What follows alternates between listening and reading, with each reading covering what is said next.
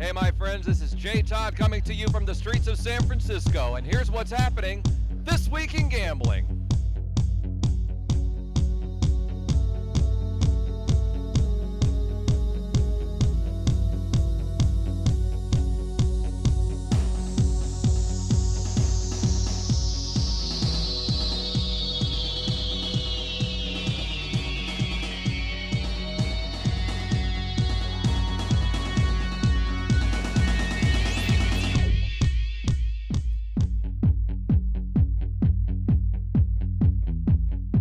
This Week in Gambling has been made possible by America's Card Room. Live events, mega tournaments. Join the next big thing. Visit americascardroom.eu.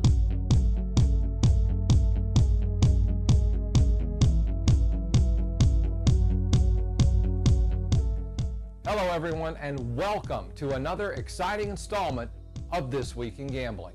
I'm your host, Jay Todd, coming to you from our secret location, high on a hill in San Francisco. No? All right, you got me. I'm in the studio again, but I was in San Francisco last week attending the Global iGaming Summit and Expo. And boy, did I get some great interviews for you guys. Naturally, we're going to be sharing those interviews with you over the next several weeks, but one of them I'm going to share on today's program. It's with the Executive Director of the Poker Players Alliance, John Pappas, about what's going on right now with the big news surrounding PokerStars and Full Tilt Poker. And if you haven't heard about that story, what are you, living in a cave? The deal that the U.S. Department of Justice had been working on between Full Tilt and this French investment group collapsed last week. Not to fear, PokerStars has stepped up and is now in talks to acquire whatever is left of Full Tilt Poker.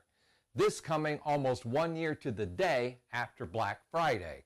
Since Mr. Pappas is so knowledgeable on this industry, and he was standing right there beside me, I could have actually just reached out and touched him.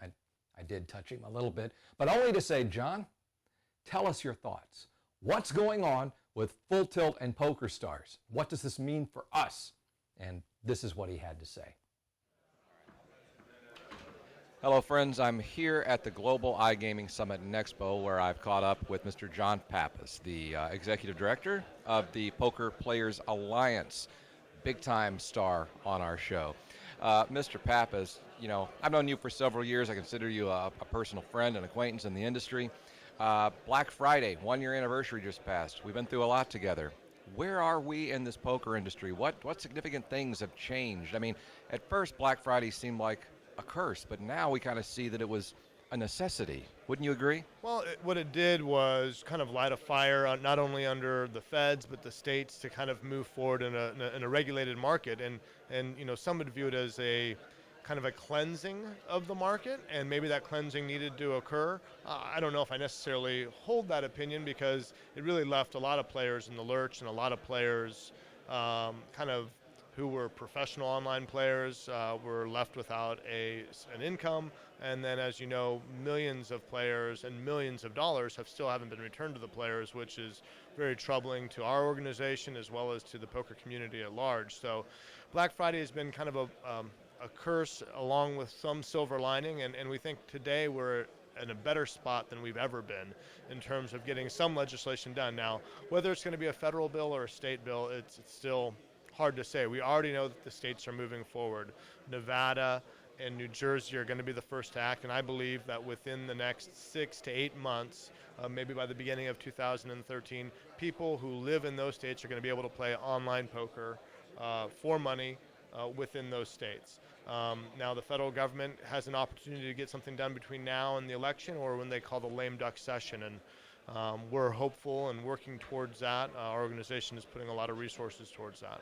Okay, earlier, a couple weeks ago, when I was at a separate conference, the rumor was that Nevada, at least, will have interstate online poker by the end of this year. New Jersey, of course, believes they're going to have online gambling sometime in 2012. But there's also this rumor circulating right now as we're here that I know we cannot confirm or deny that PokerStars has actually acquired Full Tilt. Of course, if this is true, we all know that no matter how the deal goes down, players are going to need to be paid.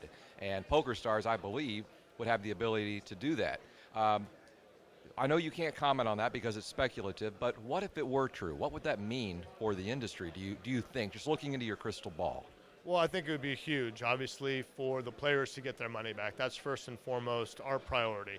But secondly, I think it also is good that, a company like PokerStars is going to be, if they're going to do this, one would suspect they're also going to be getting themselves out of any legal troubles that they have with the Department of Justice. The Department of Justice wouldn't allow for PokerStars to acquire Full Tilt unless PokerStars had done what they needed to do, the convincing that they needed to do to the Department of Justice that they're going to settle whatever the issues are that were related to Black Friday. So that's a positive for that company. They continue to be the world's largest online poker site. And I think, American players would like an opportunity for them to be here in the U.S. again.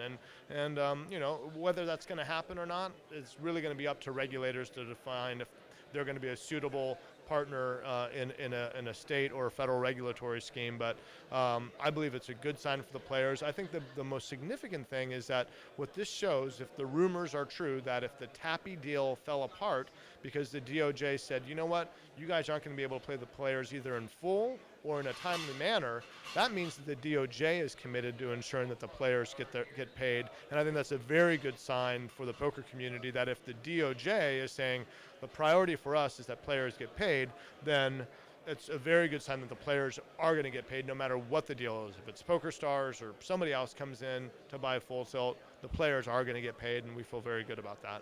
That's an interesting point I had not even thought about. Thank you very much. You guys have done phenomenal work for a long time, and I appreciate you coming on the show and talking to the players out there. Congratulations on your new program. It's awesome.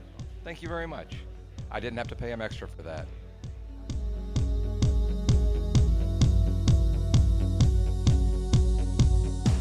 Subscribe to our YouTube channel and get our latest videos as soon as they're published. Visit youtube.com/thisweekingambling.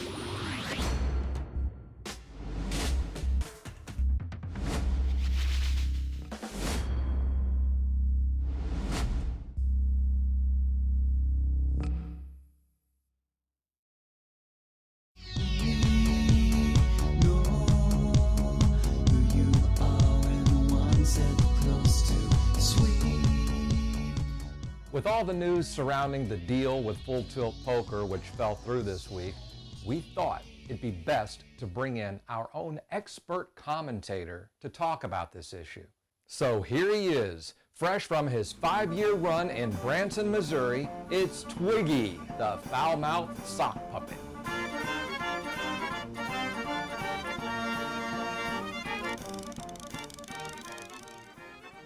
Hi, kids! My name is Twiggy! I'm the foul-mouthed sock puppet! Hooray!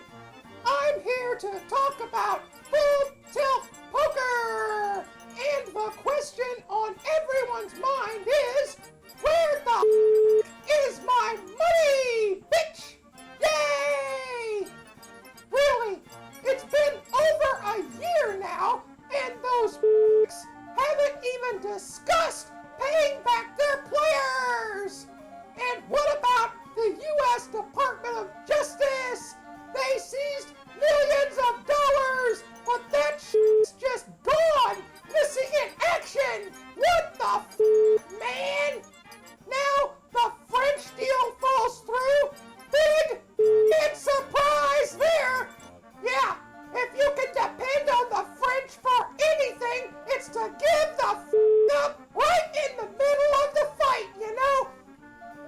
enough to make a sock puppet curse!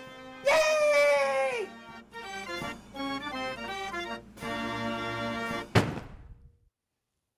Jeez, the mouth on that guy. Wow. Thank goodness for that censor beep thing button that we keep having to hit for him. Yeah. I think he picked up that language in Missouri. And speaking of Missouri, you're not going to believe what lawmakers in that state are up to. They want to allow casinos to lend money to customers. You heard me right. Casinos will be able to loan players money to then go gamble with. What sort of idiot thought up this? I mean, it passed a committee vote, 13-1, so apparently there's more than one idiot there. Can we bring the sock puppet back? Well, that about wraps it up from San Francisco. Thank you all for watching. Tune in next week for more of what's happening this week in gambling. I gotta say, I'm a little disappointed. I've been on the streets of San Francisco for like 10, 15 minutes, and I haven't been hit on once. By anyone, male or female.